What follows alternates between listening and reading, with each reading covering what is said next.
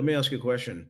When do you think the first bomb gets dropped from one country to another to secure Bitcoin assets? So you're saying like a Bitcoin country bombing another Bitcoin country, No, or no, like no. Well, it might be, but it would be a country bombing another country to secure that Bitcoin. We did it with oil. Why can't we do it with Bitcoin? It's more I scarce than don't oil.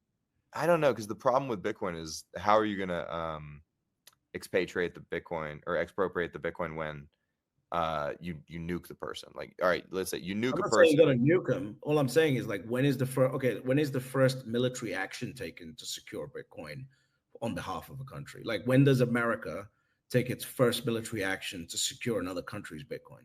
I think here you get into the Jason Lowery software thesis, right? Like Absolutely. hash war. And so, you know, yeah, there's going to be like a fourth gen cyber war between nation states in terms of, hashing.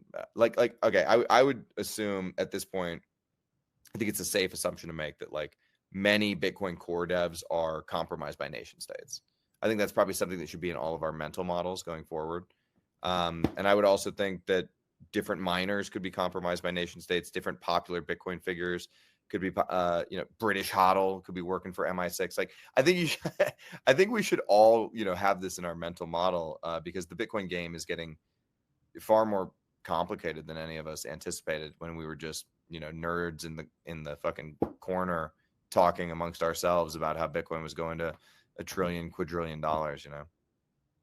Yep, I agree. I think there is going to be a period where people Bitcoiners seem to think like Bitcoin's going to end wars and all this other shit. It's no. It is a scarce resource. It is the scarcest resource humanity has ever seen, and there will be people going after it in one way or another. I do believe that human nature is undefeated and that there's no such thing as a utopia and that there can never be a utopia, and that the minute humans find themselves in the Garden of Eden, they will expel themselves just as quickly from it because it's uncomfortable for us. And so I do not think Bitcoin's going to create a utopian world, but I do believe it's going to create a better world, Yep, a more agreed. fair, rules-based system of capitalism, which will lead to the formation of the sorts of things, the sorts of corporations and nation states and technologies that will allow us to colonize space.